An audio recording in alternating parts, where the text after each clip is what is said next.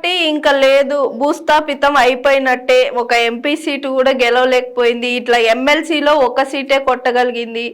And ఇప్పుడు వచ్చేసరికి assembly ఎన్నికల్లో 39 స్థానాలకే పడిపోయింది. ఎక్కడ లీడర్స్ కనిపించడం లేదు అని ఒక రూమర్ కూడా స్ప్రెడ్ అవుతుంది సార్. ఎట్లా అది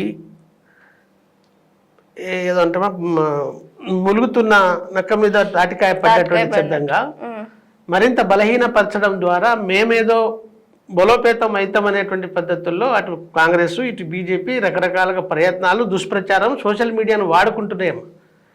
మీరు ప్రాక్టికల్గా చూడండి. మరి ఆ రకమే అయితే 1884లో 3 సీట్లున్న బీజేపీ, 92 వచ్చేసరి 2 సీట్లున్న బీజేపీ, 1992లో 2 సీట్లున్న బీజేపీ ఇవాళ 3 సార్లు ప్రధానమంత్రి నరేంద్ర మోడీ గారు, అంతకంటే ముందు వాజ్పేయి గారు ఎలా చేశారు? ఆనాడు కాంగ్రెస్ లేదా?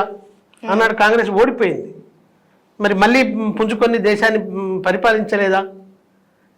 నిన్నటి దాకా తక్కువ సీట్లతో ప్రతిపక్షంలో కూర్చున్న కాంగ్రెస్ ఇవాళ అత్యధిక స్థానంలో బీజేపీ ఇంకా 2-3 పార్టీలు ఇతర రాష్ట్రాలలో సపోర్ట్ చేస్తే బీజేపీ కూడా ఇవాళ అధికారానికి రానటువంటి పరిస్థితికి రాలేదా?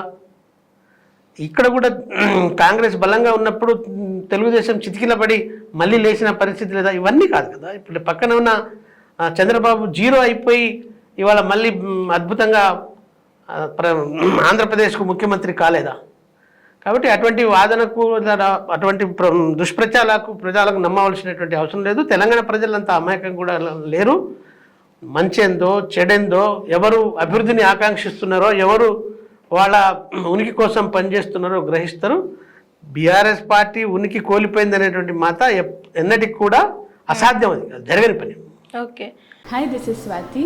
లైక్ చేయండి, షేర్ చేయండి, కమెంట్ చేయండి అండ్ సబ్స్క్రైబ్ చేయండి GRTV. Hi, this is Monica. Please like, share and subscribe GRTV.